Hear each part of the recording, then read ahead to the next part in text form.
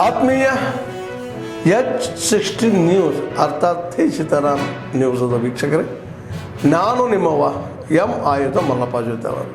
ತಾವು ಈಗ ಸುದ್ದಿಗಳ ಲೋಕಕ್ಕೆ ಎಂಟ್ರಿ ಹೊಡಿತಾ ಇದ್ದೀರಿ. ಈ ಸುದ್ದಿಗಳನ್ನು ಪ್ರತಿಯೊಂದು ನೋಡೋ ಜೊತೆಗೆ ನಿಮ್ಮ ಅಭಿಪ್ರಾಯಗಳನ್ನು ಹಚ್ತಾ ಇರಿ. ಯಾಕಂದರೆ ಈ ಸುದ್ದಿಗಳು ನಿಮಗಾಗಿ, ನಿಮ್ಮ ಬದುಕಿಗಾಗಿ, ನಿಮ್ಮ ವೈಚಾರಿಕೆಗಾಗಿ, ನಿಮ್ಮ ತಿಳುವಳಿಕೆಗಾಗಿಯೂ ನಿಮಗೂ ಗೊತ್ತು. ಜೊತೆಗೆ ನಮಗೂ ನಿಮ್ಮೊಂದಿಗೆ ಇದೊಂದು ಮಾತಾಡುವಂಥ ಜೊತೆಗೆ ಸುದ್ದಿಗಳನ್ನು ಬಿಡುವಂಥ ಕೆಲಸ. ಈ ಕೆಲಸದಲ್ಲಿ ನಾವು ನಿಮ್ಮೊಂದಿಗಿದ್ದೀವಿ ಅಂತ ಹೇಳ್ತಾ ನೋಡ್ತಾ ಇರಿ ಸುದ್ದಿಗಳನ್ನು.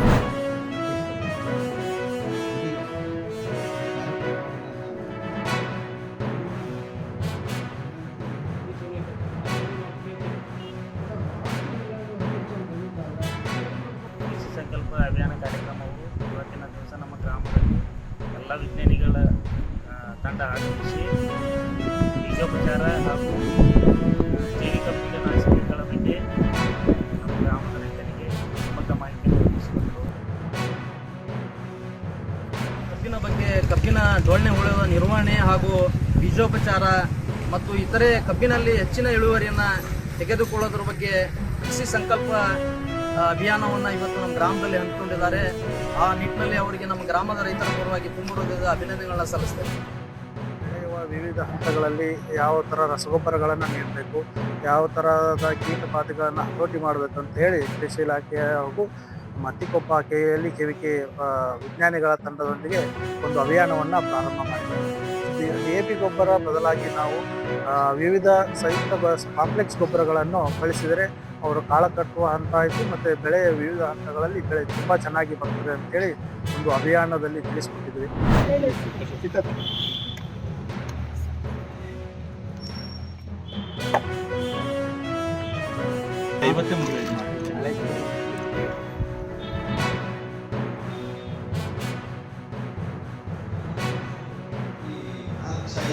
ಗುರುತು ಕಾಣ್ತದೆ ಬೆಟ್ಟದಲ್ಲಿ, ಅಲ್ಲಿ ಇಲ್ಲಿ ಪ್ಲಾಸ್ಟಿಕ್ನ ಅದೇ ಗುರುತಿಂದ ಹಾಕಿದ್ದಾರೆ.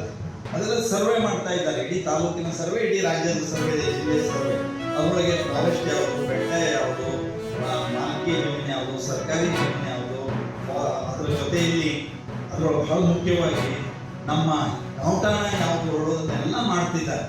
ನಾವು ನಮ್ಮ ವಹಿವಾಟಿನಲ್ಲಿ ಇರೋದನ್ನು ಒಂದು ಸ್ವಲ್ಪ ಬಾಂಧಿಗಿಂದ ಹಾಕೊಂಡ್ರೆ ಮುಂದೆ ಅದಕ್ಕೂ ನಾವು ಏನಾದರೂ ಒಂದು ಸರ್ವೆ ನಂಬರ್ ಕೊಡಿ ಹೇಳಿ ಕೇಳಲಿಕ್ಕೆ ಆಗ್ತದೆ. ಗ್ರಾಮ ಭೂಮಿಯನ್ನು ಉಳಿಸ್ಕೊಂಡು ನಮ್ಮ ಜಿಲ್ಲೆ ಒಳಗೆ ನಾವು 30 ವರ್ಷದಲ್ಲಿ ಇದೇ ಪ್ರದೇಶದಲ್ಲಿ 25-30 ವರ್ಷದಲ್ಲಿ ಈಪನಹಳ್ಳಿಯವರು, ಯಡಹಳ್ಳಿಯವರು, ಆಚೆ ಕಡೆಗೆ ಪುಟ್ಟನ ಮನೆಯವರು, ಇತ್ತೀಚೆಗೆ ಯಲ್ಲಾಪುರದ ಹಳ್ಳಿಗಳ ಜನರು ಸಂರಕ್ಷಣೆ ಮಾಡೋದರ ಬಗ್ಗೆ, ಬೆಟ್ಟ ನಾಶ ಆಗೋದನ್ನ, ಬೆಟ್ಟ ಅತಿಕ್ರಮಣ ಆಗೋದನ್ನ ಅದರಲ್ಲಿ ಕೃಷಿ ಕ್ಷೇತ್ರದಲ್ಲೂ ಸಹ ಏನೇನು ಬದಲಾವಣೆಗಳು ತರಬೇಕು, ಹೇಗೆ ನಾವು ಇಂಪ್ಲಿಮೆಂಟೇಷನ್ ಮಾಡಬೇಕು ಅನ್ನೋದನ್ನು ಒಂದು ಅಭಿಯಾನದ ರೂಪದಲ್ಲಿ ಇವತ್ತು ಭಾರತ ವಿಕಸಿತ ಕೃಷಿ ಅಭಿಯಾನ ಕಾರ್ಯಕ್ರಮವನ್ನು ಚಾಲನೆ ನೀಡಲಾಗಿದೆ. ನಾನು ಸಂಸದರು ಮತ್ತು ಪ್ರಮುಖರಿಂದ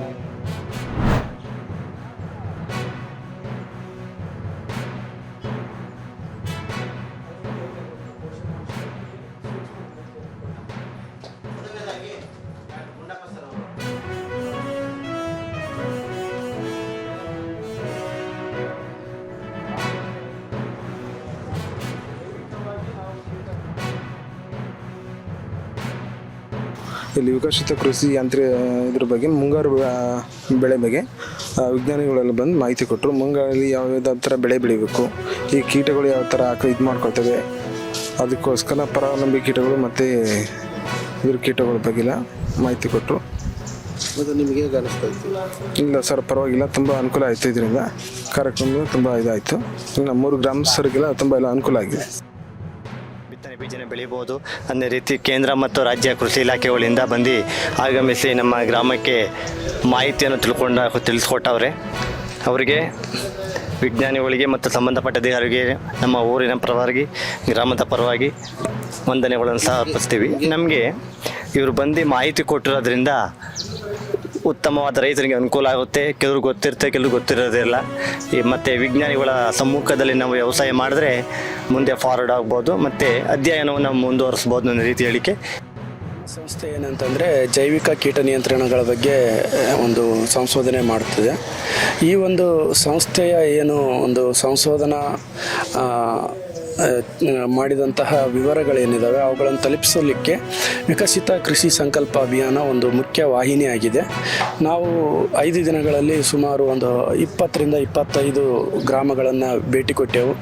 ಅಲ್ಲೆಲ್ಲ ಒಂದು ರೈತರ ಒಂದು ಸ್ಪಂದನ ತುಂಬ ಚೆನ್ನಾಗಿತ್ತು.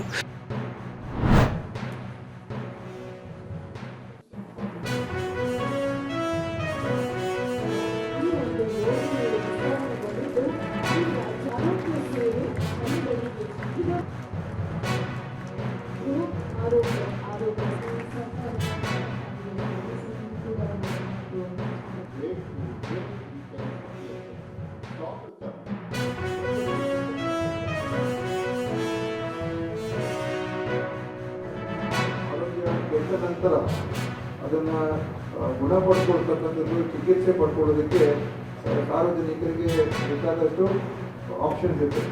ಕೇವಲ ಸರ್ಕಾರನೇ ಮಾಡಬೇಕು ಅಂತಿದೆ. ಆದರೆ ಸರ್ಕಾರ ನಮ್ಮ ಜವಾಬ್ದಾರಿ ಇದೆ, ಇಲ್ಲ ಅಂತ ಹೇಳೋದಿಲ್ಲ, ಖಂಡಿತವಾಗ್ಲೂ ಭಾಳ ದೊಡ್ಡ ಜವಾಬ್ದಾರಿ ಇದೆ.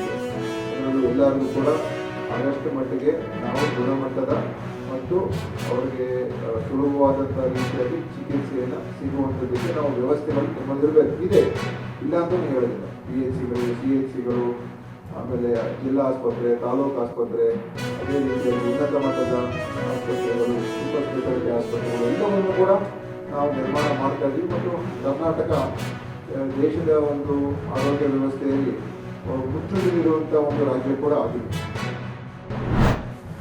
ಆದ್ಮೇಲೆ ಎಲ್ಲ ಸುದ್ದಿಗಳನ್ನು ನೋಡಿದ್ರಲ್ಲ, ಏನು ಅನಿಸ್ತು ನಿಮಗೆ?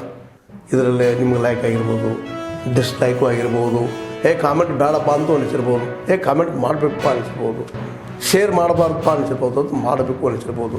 ಏನಾದರೂ ಆಗಲಿ ಶೇರ್ ಮಾಡ್ತಾಯಿರಿ, ಈ ನ್ಯೂಸ್ಗಳನ್ನ ಹಂಚ್ತಾ ಇರಿ, ಜೊತೆಗೆ ಇದಕ್ಕೆ ಸಬ್ಸ್ಕ್ರೈಬ್ ಆಗ್ತಾಯಿರಿ ಅಂತ ಹೇಳ್ತಾ H16 ನ್ಯೂಸ್ ಅರ್ಥಾತ್ ಹೇ ಸೀತಾರಾಮ್, ಇದು ಸತ್ಯದ ಕೈಗೆ ನಡಿ. ವಂದನೆಗಳು.